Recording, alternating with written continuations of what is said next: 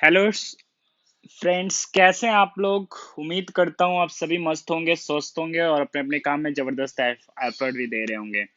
और ये भी उम्मीद करता हूँ आप सभी से कि आप पिछले लेक्चर पॉलिटी का रिवाइज करके आए होंगे। मैं पिछले लेक्चर में सिराजुद्दौला के बारे में लास्ट में बताया था कि सिराजुद्दौला ने कैसे ब्लैक होल ऑफ ट्रेजेडी अपने शासन काल में वो अंजाम दिया था, है ना बच्चों। और ये जो ब्लैक होल ऑफ ट्रेजेडी था, वो आई होप आप लोग को पता होगा कि कब हुआ था। 20 जून 20 जून 1756 को हुआ था ब्लैक होल ऑफ ट्रेजेडी। क्या बच्चों? Black hole of tragedy. ये मैं बता दिया था पिछले लेक्चर में ही, है ना। Black hole of tragedy. इसमें क्या हुआ था बच्चों, ये भी मैंने बताया था कि कैसे सिराजुद्दौला ने कोलकाता के कासिम बाजार पे मार्केट पे अटैक करके उसने फोर्ट विलियम जो ब्रिटिश का था उस पे कब्जा कर लिया और 143 लोगों को उसने बंधक बना के कैसे काला कोठरी में डाल दिया था। ये सब मैं आपको बताया था।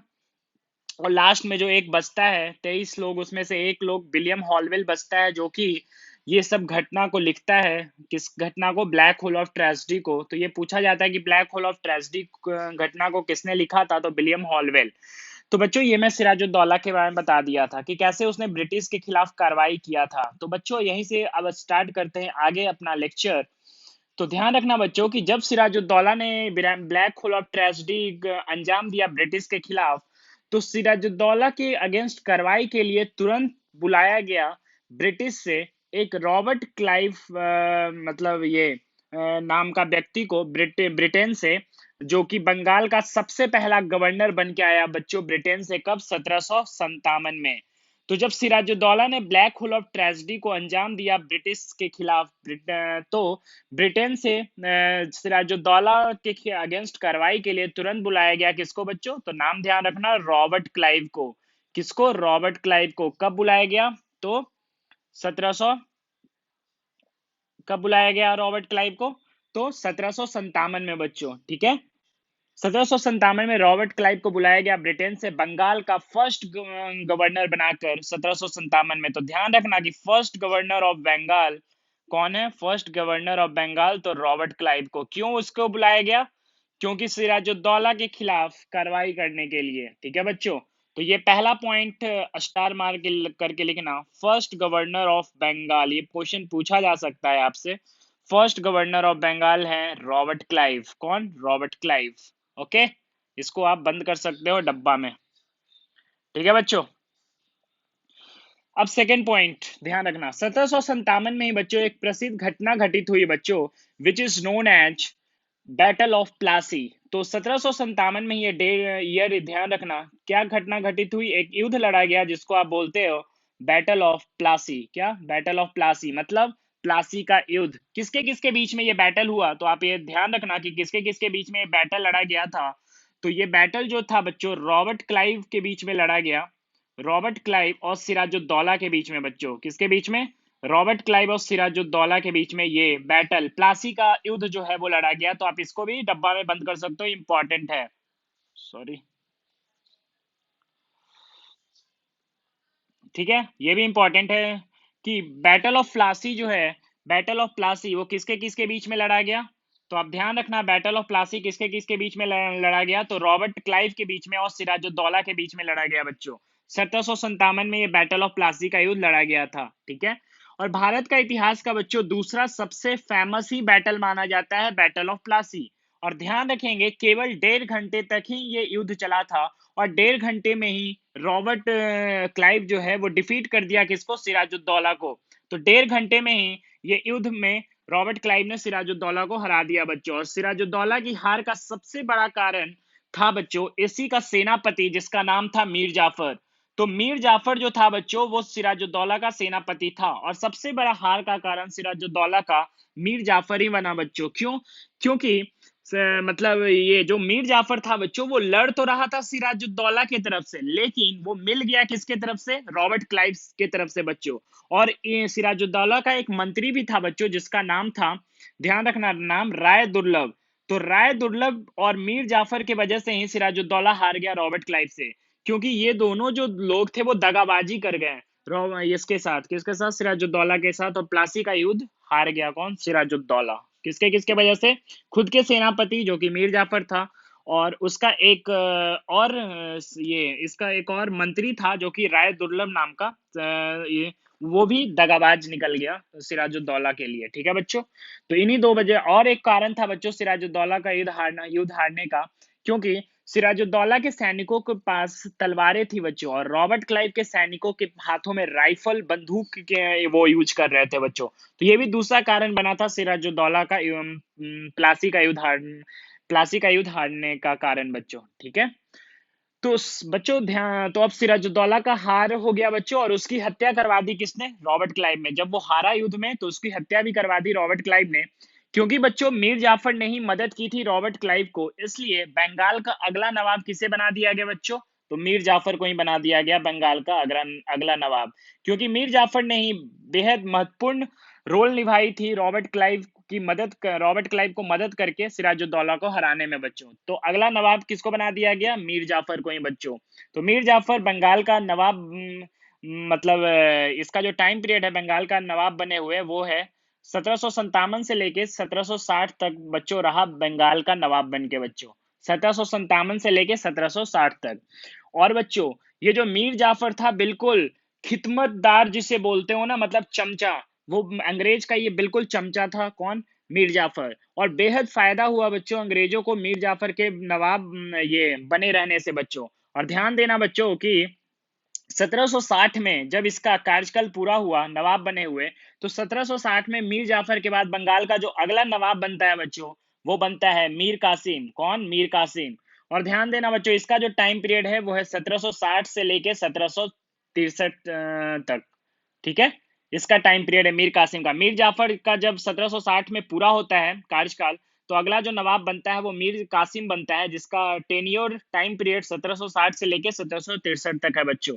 और ध्यान देना बच्चों, जैसा कि मीर जाफर बिल्कुल चमचा था अंग्रेजों का, लेकिन मीर कासिम बिल्कुल नहीं था। वो मीर कासिम जो था बच्चों अच्छे तरीके से जानता था कि अगर अंग्रेजों को अभी कंट्रोल नहीं किया गया, नहीं रोका गया, तो ये फिर अनकंट्रोल हो जाएगा, फिर इन्हें रोक पाना इम्पॉसिबल होगा बच्चों। इसलिए ध्यान रखेंगे बच्चों कि मीर कासिम ने दो संदेश भेजवाए बच्चों। किसके किसके पास दो संदेश भेजवाए? मतलब दो लोगों के पास संदेश भेजवाए। वो दो लोग कौन थे? तो ध्यान रखना, भारत के मुगल बादशाह शाह आलम के पास एक संदेश भेजवाया मीर कासिम ने, शाह आलम सेकेंड, जो कि मुगल बादशाह था। और दूसरा जो किसके पास ये संदेश पहुंचवाया? तो अवध के नवाब के पास। किसके पास? अवध के नवाब के पास ये संदेश पहुंचवाया, जो कि अवध के नवाब उस टाइम कौन थे? तो सुजाउद्दौला। क्या? सुजाउद्दौला। ठीक है बच्चों, ये सुजाउद्दौला है बच्चों, नाम में कंफ्यूज मत हो जाना, ये दूसरा कोई है, और सिराजुद्दौला दूसरा कोई था। ध्यान में आ रहा है ना, जो अभी पढ़ा रहे थे सिराजुद्दौला के बारे में, ये सुजाउद्दौला है जो कि अवध का नवाब था बच्चों। तो इन्हीं दो लोगों के पास बच्चों मीर कासिम ने संदेश पहुंचवाया, एक मुगल बादशाह शाह आलम सेकंड के पास, और एक अवध के नवाब सुजाउद्दौला के पास। और बच्चों ये संदेश में मीर कासिम ने कहा कि हमें अंग्रेजों के साथ जंग लड़नी चाहिए और अंग्रेजों को बंगाल से बाहर भगा देना चाहिए। लेकिन ध्यान देना बच्चों, अंग्रेजों को मीर कासिम का ये जो प्लान था, ये जो स्ट्रेटजी था, इसके बारे में पता चल गया। और ध्यान देना कि अगला ही मतलब 1763 में ही मीर कासिम को बंगाल के नवाब के पद से हटवा दिया अंग्रेजों ने, और 1763 में फिर से बंगाल का नवाब बना दिया गया किसको? मीर जाफर को ही बच्चों। तो समझ में आ रहा है कि मीर कासिम का जो स्ट्रैटेजी था वो पता चल गया अंग्रेजों को कि वो हमारे खिलाफ लड़ाई लड़ना चाह रहे हैं। तो इसी वजह से मीर कासिम को 1763 में बंगाल के नवाब से हटा दिया गया और मीर जाफर को ही दोबारा बना दिया गया बच्चों। उधर मीर कासिम फिर से मुगल बादशाह शाह आलम सेकंड के साथ और अवध के नवाब सुजाउद्दौला के साथ एक बार फिर मिलकर अंग्रेजों के खिलाफ एक बार फिर से कोशिश की लड़ने की। और हम सब जानते हैं बच्चों कि 1764 में लड़ा गया एक महत्वपूर्ण युद्ध जिसको नाम देते हो बैटल ऑफ बक्सर। क्या बच्चों? Battle of Buxar. तो ये वेरी वेरी इंपॉर्टेंट ईयर है। बैटल ऑफ बक्सर कब लड़ा गया? 1764 ईस्वी में। और जिसमें हमारी तरफ से 3 लोगों की सेना लड़ी बच्चों इस बैटल ऑफ बक्सर में। पहला वो कौन था जिसका सैनिक हमारे तरफ से लड़ा? वो था शाह आलम सेकंड, जो कि मुगल बादशाह था, मुगल बादशाह शाह आलम सेकंड। दूसरा जिसका सैनिक हमारे तरफ से लड़ा, भारत के तरफ से, वो था मीर कासिम। और तीसरा जिसका सैनिक लड़ा वो था अवध का नवाब, कौन? सुजाउद्दौला, सुजाउद्दौला। ठीक है बच्चों।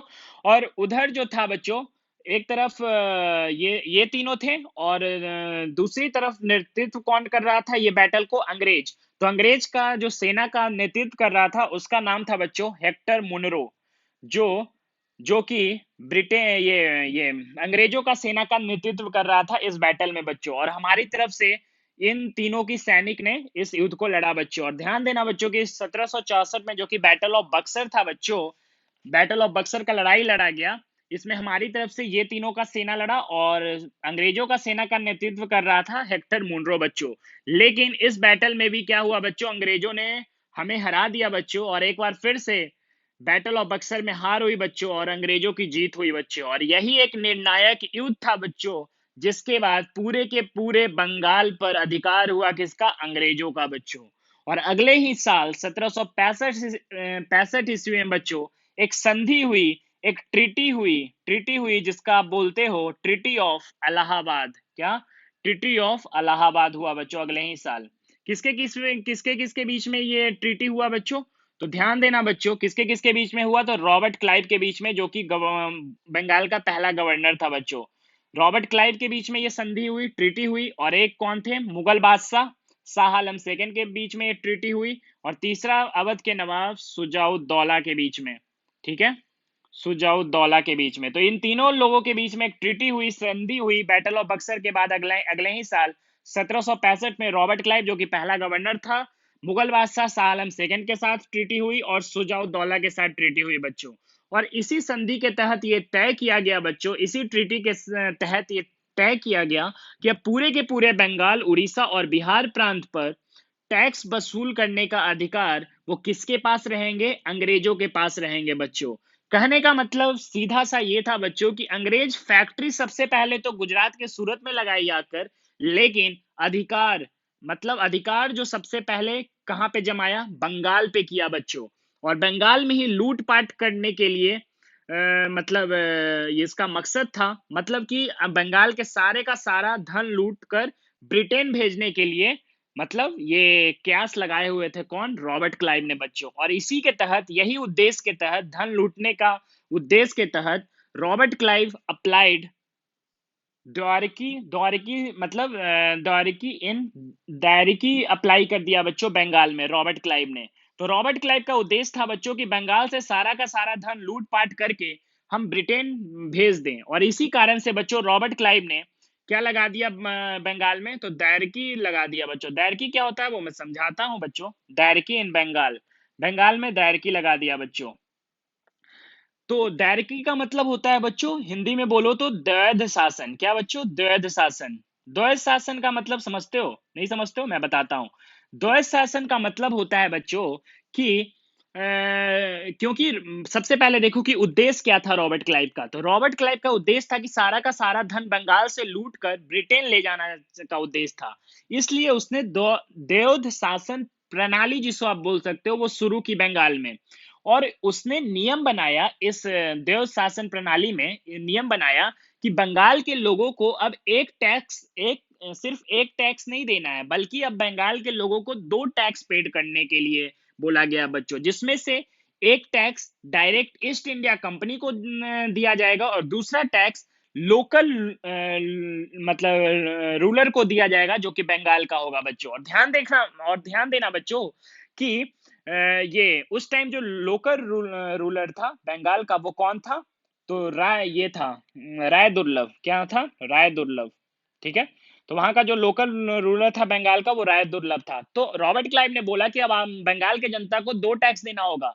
एक टैक्स सीधे ईस्ट इंडिया कंपनी के पास जाएगा और दूसरा टैक्स लोकल रूलर को दिया जाएगा, जो कि उस टाइम राय दुर्लभ था। और ध्यान देना कि ये भी फिर बोल दिया, और ये भी बोला कि जितना भी लोकल रूलर मतलब राय दुर्लभ को दिया जाएगा टैक्स, उसमें से भी 81% जो टैक्स है बच्चों, वो सीधा डायरेक्ट मतलब जितना भी लोकल रूलर को टैक्स दिया जाएगा, उसमें से 81% टैक्स वो भी जाएगा ईस्ट इंडिया कंपनी के पास बच्चों। ठीक है, कहने का मतलब बच्चों कि सारा का सारा धन लूट कर वापस जाने वाला था कौन? ब्रिटेन। कौन? Robert Clive. और ये देवध जो शासन था बच्चों डायरकी बंगाल, वो कब से कब तक चला? तो 1765 से लेके बच्चों 1772 तक चला, मतलब कि कितने साल? 7 साल तक चला बंगाल में। आप सोच सकते हो कितना लूटपाट हुआ बच्चों, क्योंकि इसी इसी दायरकी सिस्टम के तहत एक कानून बना दिया गया कि अब बंगाल के जनता को 2 टैक्स देना होगा। एक टैक्स सीधे की सीधे ईस्ट इंडिया कंपनी के पास जाएगा, और दूसरा जो टैक्स है वो लोकल रूलर जो कि राय दुर्लभ था उसको दिया जाएगा। और उस टैक्स में से भी 81% जो टैक्स है वो ईस्ट इंडिया कंपनी के पास ही जाएगा। मतलब साफ साफ ये था कि सारा का सारा धन लूट के ले चलो ब्रिटेन। ठीक है बच्चों। और ये जो बंगाल में बच्चों देवध शासन लगाया गया बच्चों, वो 7 साल तक चला, क्योंकि हम देख रहे हैं टाइम पीरियड 1765 से लेकर 1772 तक। और यही वो 7 साल का पीरियड है बच्चों जिसमें लोगों को शोषण किया गया, एक्सप्लॉयटेशन किया गया बच्चों। जबरदस्ती उससे डबल टैक्स वसूला गया बच्चों बंगाल की जनता से। और वो जो बंगाल प्रांत, वो जो बंगाल प्रोविंस सबसे अमीर हुआ करता था बच्चों उस टाइम, उसे गरीब प्रांत बना दिया अंग्रेजों ने बच्चों, इसी दायरकी सिस्टम के तहत बच्चों। और दोस्तों ध्यान रखेंगे कि 1765 से लेके 1772 जो कि दायरकी सिस्टम का पीरियड है, इसी पीरियड को कहा जाता है बच्चों भारत की लूट। भारत की लूट का मतलब कि लूट ऑफ इंडिया, क्योंकि इस दायरकी सिस्टम से भारत को खूब लूटा ब्रिटेन ने, खूब मतलब ये धन लूटा बच्चों। और दुनिया भर का जो धन था वो इकट्ठा किया ईस्ट इंडिया कंपनी ने।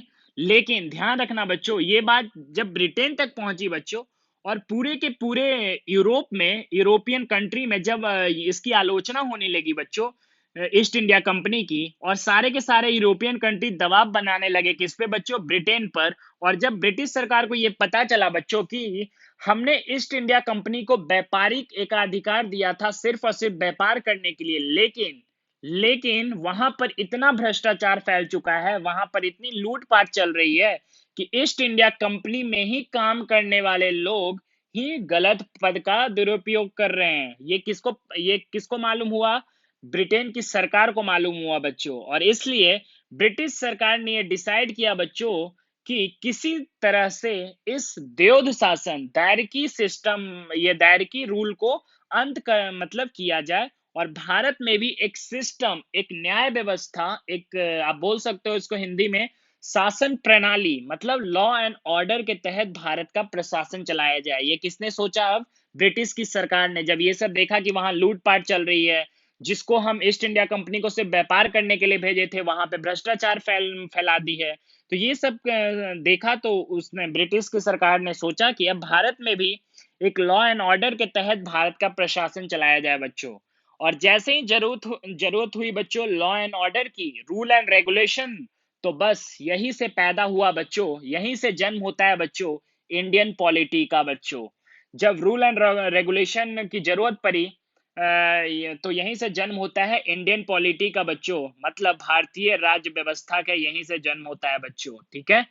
और इस देवध शासन को रोकने के लिए बच्चों बंगाल का गवर्नर बनाकर किसको भेजा गया? 1772 ईस्वी में बंगाल का गवर्नर बनाकर भेजा गया वारेन हास्टिंग को। किस उद्देश्य से भेजा गया? कि वहां जाकर देवध शासन को खत्म किया जाए भारत में। और ध्यान रखेंगे बच्चों कि बैरन हेस्टिंग आते ही 1772 में इस देवध शासन को अंत किया, और एक नया पोस्ट बनाई जो कहलाता था बच्चों डिस्ट्रिक्ट कलेक्टर। क्या बच्चों? डिस्ट्रिक्ट कलेक्टर नाम की पोस्ट बनाई। और वहां पे बैरन हास्टिंग 1772 में इस पोस्ट को ये देव शासन को पहले खत्म किया, और एक नया पोस्ट बनाई जिसको डिस्ट्रिक्ट कलेक्टर नाम के पोस्ट से जाना जाता है।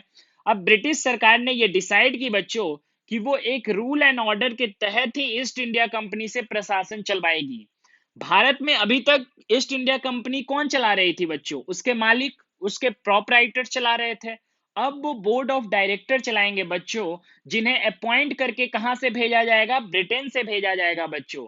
और दोस्तों ध्यान रखेंगे, जैसे ही बंगाल का देव शासन खत्म होता है, बस यहीं से शुरुआत होता है कॉन्स्टिट्यूशनल डेवलपमेंट ऑफ इंडिया की, मतलब भारत का संवैधानिक विकास की यहीं से ये जर्नी शुरू होता है बच्चों। जैसे ही बंगाल में देव शासन खत्म किया बैरन हास्टिंग्स ने, यहीं से शुरुआत होती है कॉन्स्टिट्यूशनल डेवलपमेंट ऑफ इंडिया की मतलब क्या? मतलब कि भारत में संवैधानिक विकास की यहीं से शुरुआत होती है।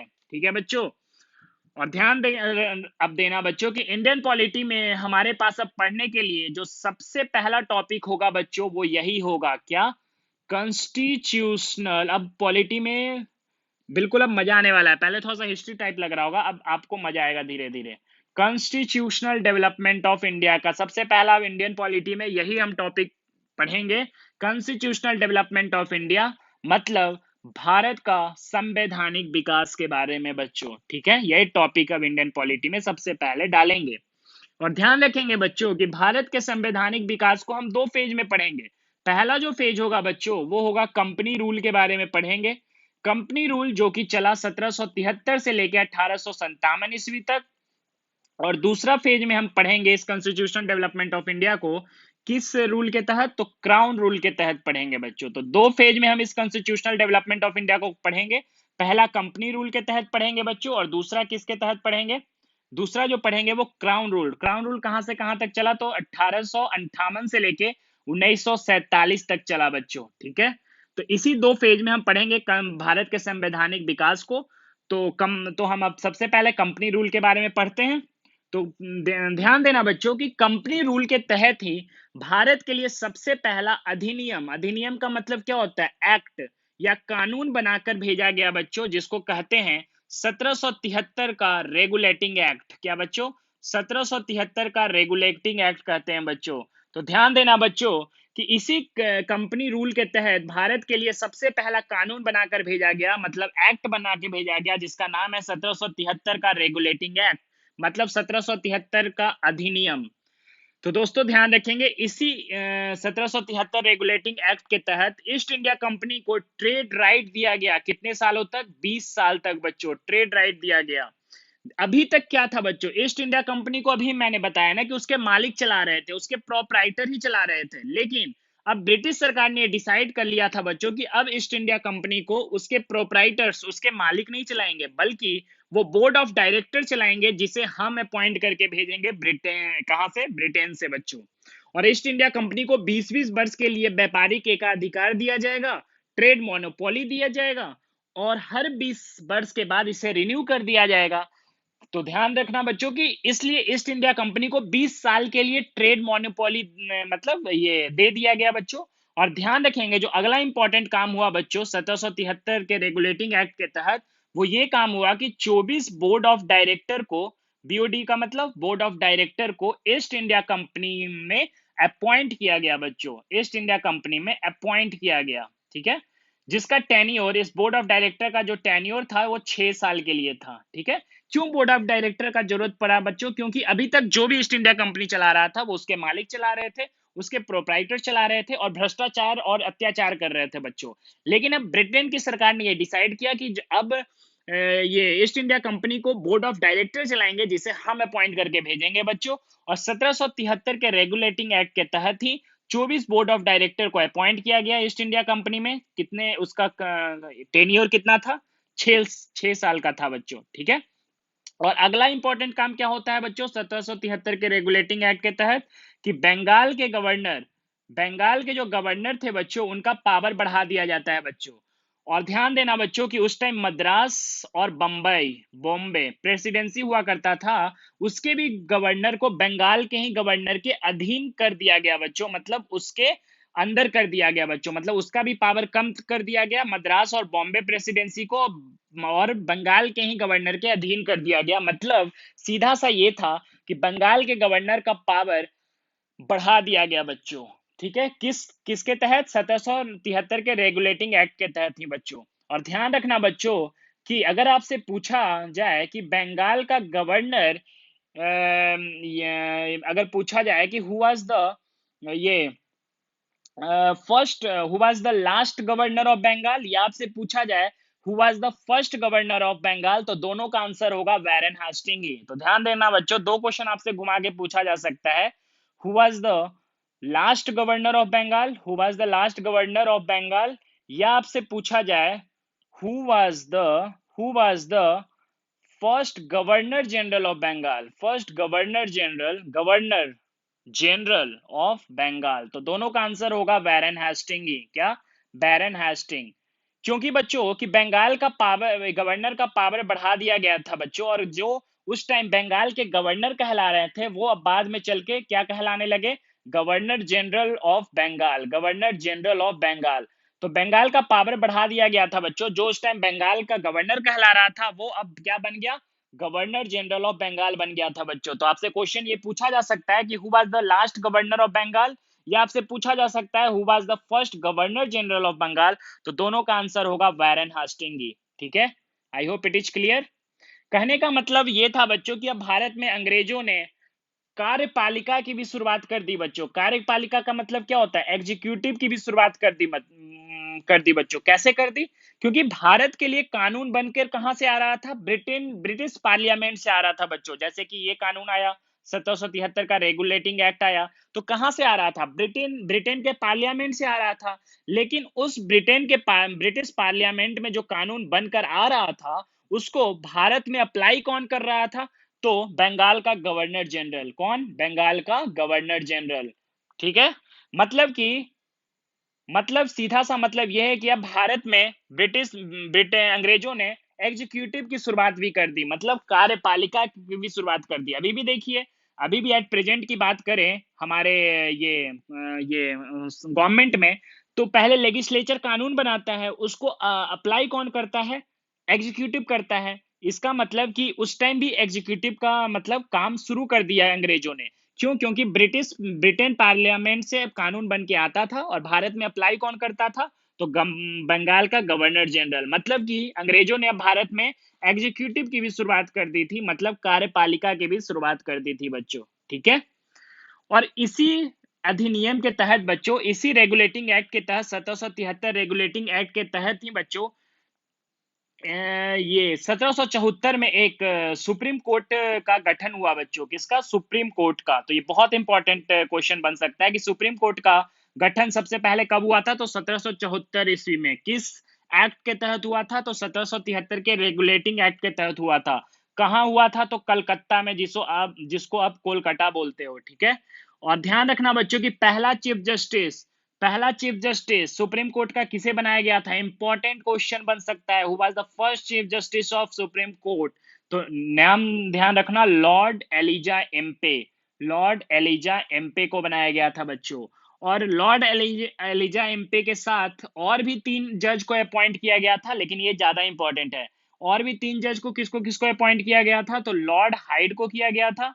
सेकेंड किसको किया गया था? तो लॉर्ड चैम्बर्स को किया गया था, लॉर्ड चैम्बर्स को। और थर्ड किसको किया गया था? तो लॉर्ड लाइमेंस्टर को किया गया था। तो ये भी तीनों जज को अपॉइंट किया गया था सुप्रीम कोर्ट में, लेकिन इनको लॉर्ड एलिजा एम्पे को चीफ जस्टिस बनाया गया था। चीफ जस्टिस का मतलब क्या होता है? मुख्य न्यायाधीश ना। ये सब तो कोऑर्डिनेटिंग जज थे, मतलब सहायक जज थे।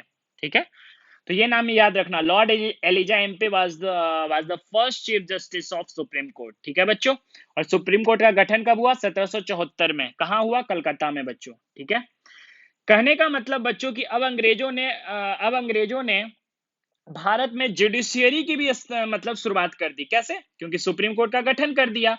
सुप्रीम कोर्ट मतलब क्या? न्याय ही तो मिलेगा ना कोर्ट में, मतलब कि जुडिशियरी की भी शुरुआत कर दिया, न्यायपालिका की भी शुरुआत कर दी बच्चों अंग्रेजों ने। और ध्यान रखेंगे बच्चों कि 1773 के रेगुलेटिंग एक्ट के तहत ही जितनी मतलब इसमें 1773 के रेगुलेटिंग एक्ट में जितना भी कमियां था, उन सारे के सारे कमियों को दूर करने के लिए बच्चों 1781 में एक और एक्ट भेजा गया बच्चों ब्रिटेन के पार्लियामेंट से, जिसको कहते थे एक्ट ऑफ सेटलमेंट।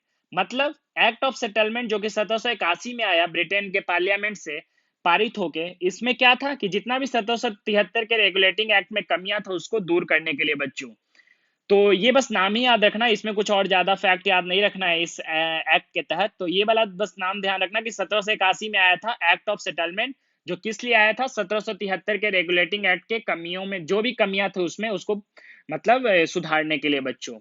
तो बच्चों ये सारे के सारे काम हुए थे 1773 के रेगुलेटिंग एक्ट के तहत किए गए थे। जो भी सुप्रीम कोर्ट का गठन हुआ, जो भी कुछ हुआ, जो भी अभी तक मैंने आपको बताया, सुप्रीम कोर्ट का गठन हुआ, बंगाल के गवर्नर का पावर बढ़ाकर उसको गवर्नर जनरल कर दिया गया, ये सारा काम 1773 के रेगुलेटिंग एक्ट के तहत ही हुआ था बच्चों। और ध्यान रखना बच्चों कि अब बैरन हेस्टिंग की पावर बढ़ गया था बच्चों, कहाँ, बंगाल में बच्चों। और उसे बंगाल प्रेसिडेंट मतलब, और उसे एक और पावर दे दिया गया था कि अब बंगाल प्रेसिडेंसी के लिए भी के लिए वो कानून अब खुद बना सकता है बच्चों। उसको अधिकार ये दे दिया गया था, किसको, बैरन हेस्टिंग को, मतलब उसका पावर बहुत बढ़ा दिया गया था। इसलिए ध्यान रखना बच्चों कि बैरन हेस्टिंग ने अपने पावर का बहुत गलत इस्तेमाल करना शुरू कर दिया। और इस बैरन हेस्टिंग ने लॉर्ड एलिजा एम्पे जो कि सुप्रीम कोर्ट की पहली जज थी, उसके साथ मिलकर दोस्ती कर लिया। कौन, बैरन हेस्टिंग ने। और अपने अधिकारों का गलत इस्तेमाल करने लगा बैरन हेस्टिंग ने बच्चों। और किसी पर भी झूठे आरोप लगाकर उसे सुप्रीम कोर्ट भेज देता था, और जो बैरन हेस्टिंग कहते थे वही सजा सुना देता था। कौन, लॉर्ड एलिजा एम्पे बच्चों। कहने का मतलब, अब इसे अपने अधिकारों का गलत इस्तेमाल करना शुरू कर दिया, किसने, लॉ ये बैरन हेस्टिंग ने। और इसी बात का विरोध किया, मतलब बैरन हेस्टिंग विरोध किया, और बैरन हेस्टिंग पे कुशासन का आरोप लगाया बच्चों। 3 लोगों ने लगाया था, ये नाम इंपॉर्टेंट नहीं है, बस फैक्ट याद रखना कि नंद कुमार ने लगाया था, चैत सिंह ने लगाया था, चैत सिंह एक व्यक्ति थे जिसने लगाया था, चैत सिंह ने। और तीसरा जो व्यक्ति थे वो थे, तीसरा जो थी वो ये थी, औरत थी जिसका नाम क्या था, हाँ, घसीटी घसीटी बेगम ऐसे कुछ नाम था बच्चों। तो नंद कुमार, चैत सिंह और घसीटी बेगम ने इसी बात का विरोध करने लगा और बैरन हेस्टिंग पर कुशासन का आरोप लगाया बच्चों। और ध्यान रखना बच्चों कि जब इन तीनों ने आरोप लगाया और इसका विरोध किया बैरन हेस्टिंग का, तो तीनों के तीनों लोगों को अरेस्ट करवा दिया बैरन हेस्टिंग ने, और लॉर्ड एलिजा एमपी के पास भेज दिया। किसको किसको, नंद कुमार को, चैत सिंह को, और किसको, अभी मैंने बोला घसीटी बेगम को। किसको, घसीटी बेगम भी एगो थी जो कि विरोध की थी, ठीक है, घसीटी बेगम। तो इन तीनों के तीनों लोगों को बंदी बनाकर किसके पास भेज दिया गया, लॉर्ड एलिजा एमपी को के पास भेज दिया गया बच्चों। और लॉर्ड एलिजा एमपी से बोलकर इन तीनों लोगों को फांसी दिलवा दिया गया बच्चों। और जब तीनों के तीनों लोगों को फांसी हुई बच्चों, तो ये बात एक बार फिर से पहुंच गई कहां, ब्रिटेन तक बच्चों। और एक बार फिर से उथल पुथल मच गई बच्चों ब्रिटेन में। और बंगाल का गवर्नर जनरल आगे से दोबारा, क्योंकि बैरन हेस्टिंग कौन था, उसको पावर बढ़ा के बंगाल का गवर्नर से बंगाल का गवर्नर जनरल बना दिया गया था। तो अब बंगाल का गवर्नर जनरल आगे से दोबारा ऐसा काम न कर पाए, इसके लिए ब्रिटिश सरकार ने तुरंत एक एक्ट पारित किया बच्चों, एक कानून पारित किया बच्चों, जो कि कहलाता है बच्चों, ध्यान रखना बहुत इंपॉर्टेंट है, 1784 का पिट्स इंडिया एक्ट। क्या बच्चों, पिट्स इंडिया एक्ट बच्चों। तो 1783 में आया था पिट्स इंडिया एक्ट। और अगला अधिनियम जो आया 1784 में, पिट्स इंडिया एक्ट, जो कि ब्रिटिश पार्लियामेंट से पारित होकर आया, वो कहलाता क्या है, पिट्स इंडिया एक्ट। ये किस लिए आया था बच्चों, क्योंकि बंगाल का गवर्नर जनरल आगे से ऐसा काम न कर पाए जो कि बैरन हेस्टिंग ने किया। इसके लिए एक कानून पारित किया गया जिसको कहते हैं पिट्स इंडिया एक्ट बच्चों। और ध्यान रखेंगे इसी के तहत एक बोर्ड ऑफ कंट्रोलर्स की स्थापना की गई बच्चों। किसकी स्थापना की गई, बोर्ड ऑफ कंट्रोलर्स की स्थापना की गई बच्चों। और उसमें 6 मेंबर्स को भी रखे गए थे। कितने मेंबर्स को, 6 मेंबर्स को भी रखे गए थे। मतलब कि इसमें 6 सदस्य थे बोर्ड ऑफ कंट्रोलर्स में। और बंगाल के गवर्नर जनरल के खराब डिसीजन को रद्द करने के लिए या उन पर कंट्रोल करने के लिए ये बोर्ड ऑफ कंट्रोलर्स की गठन की गई बच्चों, जिसमें 6 मेंबर थे। किसके अकॉर्डिंग, पिट्स इंडिया एक्ट के तहत बच्चों। और दूसरा काम जो कि पिट्स इंडिया एक्ट के तहत ही हुआ, वो क्या हुआ, ट्रेड और एडमिनिस्ट्रेशन को, सॉरी, ट्रेड एंड एडमिनिस्ट्रेशन का मतलब क्या होता है, प्रशासन। ट्रेड एंड एडमिनिस्ट्रेशन को from east India company was separated. मतलब ईस्ट इंडिया कंपनी से ट्रेड एंड एडमिनिस्ट्रेशन को सेपरेट कर दिया गया, मतलब व्यापार और प्रशासन को अलग अलग कर दिया गया बच्चों, ठीक है, इसी पिट्स इंडिया एक्ट के तहत। और दूसरा काम क्या किया गया इसी पिट्स इंडिया एक्ट के तहत, एग्जीक्यूटिव और जुडिशियरी को सेपरेट कर दिया गया। मतलब क्या है, कार्यपालिका, एग्जीक्यूटिव का मतलब कार्यपालिका और न्यायपालिका को अलग अलग कर दिया गया पिट्स इंडिया एक्ट के तहत। और अभी भी आप देखोगे एट प्रेजेंट जो गवर्नमेंट होती है, उसमें जो भी एग्जीक्यूटिव लोग होते हैं, जो भी नेता लोग होते हैं, वो कभी भी आप ये न्यूज में नहीं देखोगे कि नेता लोग सुप्रीम कोर्ट के जज, मतलब जुडिशियरी जो भी मतलब जज हैं, उनके साथ पार्टी वगैरह कर रहे होंगे। बिल्कुल नहीं, बिल्कुल ये सेपरेट है। अभी भी आप देखोगे तो। और उस टाइम किसके तहत किया गया था?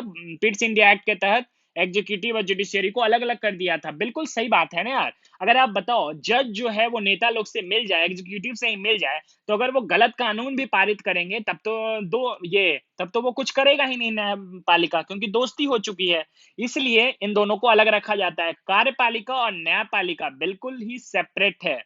तो इसको कौन, अंग्रेजों ने कब सेपरेट किया भारत में एग्जीक्यूटिव और जुडिशियरी को? किस एक्ट के तहत? तो पिट्स इंडिया एक्ट के तहत किया 1784 में बच्चों। ठीक है, तो ये सारे के सारे काम हुए कब? पिट्स इंडिया एक्ट के तहत हुए बच्चों। ठीक है, क्या क्या काम हुए? ट्रेड और एडमिनिस्ट्रेशन को अलग कर दिया गया ईस्ट इंडिया कंपनी से, एग्जीक्यूटिव जुडिशियरी को अलग कर दिया गया, बोर्ड ऑफ कंट्रोलर्स बनाया गया 6 मेंबर्स का, जो कि बंगाल के गवर्नर जनरल को कंट्रोल कर सके, उस पर नजर रख सके बच्चों। ठीक है, और ध्यान रखेंगे बच्चों, जैसे ही मैंने आपको बताया था कि 20 वर्षों तक व्यापारिक एकाधिकार दिया गया था किसको? ईस्ट इंडिया कंपनी को। इसलिए हर 20-20 साल के बाद एक चार्टर भेजे जाएंगे बच्चों ब्रिटेन से, और उसी उसी के तहत ईस्ट इंडिया कंपनी के व्यापारिक एकाधिकार को बढ़ाया जाएगा। समझ में आ रहा है ना? क्योंकि अभी तक 20 साल का ही दिया गया था व्यापारिक एकाधिकार, और अब ब्रिटेन ईस्ट इंडिया कंपनी को सॉरी, अब ब्रिटेन की सरकार ही अब चार्टर भेज कर ईस्ट इंडिया कंपनी को व्यापारिक एकाधिकार को बढ़ाया जाएगा बच्चों। मतलब ईस्ट इंडिया कंपनी के व्यापारिक अधिकार को भेजा जाएगा बढ़ाने के लिए, वहां से चार्टर भेजा जाएगा ब्रिटेन से। ठीक है, तो यही, मतलब आज के लिए यहीं पे रोकते हैं। आज कुछ ज्यादा ही पढ़ा दिए, और आई होप आप लोग को मजा भी आया होगा। जो भी इंपॉर्टेंट एक्ट है, पिट्स इंडिया एक्ट, 1773 के रेगुलेटिंग एक्ट, फिर बैटल ऑफ बक्सर, फिर बैटल ऑफ प्लासी, ये सब आप लोग ध्यान रखोगे ईयर के साथ। ठीक है, और कल हम बात करेंगे बच्चों चार्टर चार्टर एक्ट के बारे में, जो कि 1793 का चार्टर एक्ट के बारे में बात करेंगे, 1813 के चार्टर एक्ट के बारे में बात करेंगे, 1883 के बारे में बात करेंगे, जो कि ब्रिटेन के तरफ से भेजा जा रहा था। किस उद्देश्य के तहत? ईस्ट इंडिया कंपनी के व्यापार, जब 20 वर्ष पूरा हो जाता था तो वहां से एक चार्टर आता था उसके व्यापारिक एकाधिकार को बढ़ाने के लिए। तो यही सब चार्टर एक्ट के बारे में पढ़ेंगे। ठीक है, और फिर कब तक पढ़ेंगे बच्चों? यही सब, और ये जो एक्ट है, ये कानून है, जो कि पिट्स इंडिया एक्ट, ये सब हम लोग पढ़ रहे हैं, वो कब तक पढ़ेंगे? एक्ट कब तक पढ़ेंगे? कानून तो ये पढ़ेंगे बच्चों 1947 के इंडियन इंडिपेंडेंस एक्ट तक बच्चों। इंडियन इंडिपेंडेंस एक्ट तक, ये जो एक्ट है वो कब तक पढ़ेंगे? 1947 का इंडियन इंडिपेंडेंस एक्ट का एक्ट तक पढ़ेंगे, मतलब कि भारतीय स्वतंत्रता अधिनियम तक पढ़ेंगे बच्चों। ठीक है, जैसे कि अभी पिट्स इंडिया एक्ट पढ़े, 1773 का रेगुलेटिंग एक्ट पढ़े, तो ये कब तक पढ़ेंगे? ये एक्ट 1947 के इंडियन इंडिपेंडेंस एक्ट तक पढ़ेंगे बच्चों। और उसी के बाद बच्चों, इसी एक्ट के बाद 1947 के बाद हमारा संविधान का निर्माण शुरू होगा। हमारा संविधान मतलब कॉन्स्टिट्यूशन बनकर तैयार होगा। कब? ये आपको पता ही होगा, 26 नवंबर 1949 को हमारा संविधान ये बनकर तैयार हुआ था। और लागू कब हुआ था? तो ये भी इंपॉर्टेंट डेट है, 26 जनवरी 1950 को बच्चों। ठीक है, तो हमारा संविधान बनकर तैयार हुआ था 26 नवंबर 1949 को, लेकिन हमारा संविधान कब लागू हुआ था? 26 जनवरी 1950 को बच्चों। और जब तक संविधान नहीं बन जाता बच्चों, तब तक संविधान लागू नहीं, जब तक संविधान नहीं बन जाता, जब तक संविधान लागू नहीं हो जाता, हम तब तक केवल और केवल किसके बारे में पढ़ेंगे? कॉन्स्टिट्यूशनल डेवलपमेंट ऑफ इंडिया के बारे में पढ़ते रहेंगे। ठीक है, मतलब कि भारतीय संवैधानिक विकास के बारे में ही पढ़ेंगे, जब तक कि यहां तक न पहुंच जाए 1947 तक। ठीक है बच्चों, और फिर इसके बाद, इसके कॉन्स्टिट्यूशनल डेवलपमेंट ऑफ इंडिया के बाद अगला टॉपिक क्या होगा? यही कॉन्स्टिट्यूशन ऑफ इंडिया के बारे में पढ़ेंगे, मतलब भारत का संविधान में एंटर कर जाएंगे बच्चों। मजा आएगा पॉलिटी पढ़ने में। आई होप आपको भी मजा आया होगा, और शेयर करिए बच्चों इस लेक्चर को, ज्यादा से ज्यादा लोगों में ज्ञान बांटिए। यही मैं आशा करता हूँ। आज जितना भी फैक्ट याद करवाया हूँ आप सभी याद करिएगा। जैसे बैटल ऑफ बक्सर कब लड़ा गया, बैटल ऑफ प्लासी कब हुआ, ये सारा इंपॉर्टेंट है। किसके किसके बीच में हुआ, ये सारा इंपॉर्टेंट आज के डेटा, आज के लेक्चर से आपको कंक्लूजन निकलता है। फिर 1773 का रेगुलेटिंग एक्ट क्या होता है वो मैं बताया, किस लिए बनाया गया वो मैंने बताया। 1700 सुप्रीम कोर्ट का गठन कब हुआ, उसकी पहली सुप्रीम कोर्ट का पहला चीफ जस्टिस कौन हुआ, ये मैंने बताया। फिर पिट्स इंडिया एक्ट क्या होता है ये मैंने बताया, किस उद्देश्य से बनाया गया ये मैंने बताया। तो आज बहुत सारा चीज बताया, तो आप लोग रिवाइज करिएगा। तब तक के लिए चलता हूँ, टाटा बाय बाय, फिर मिलेंगे।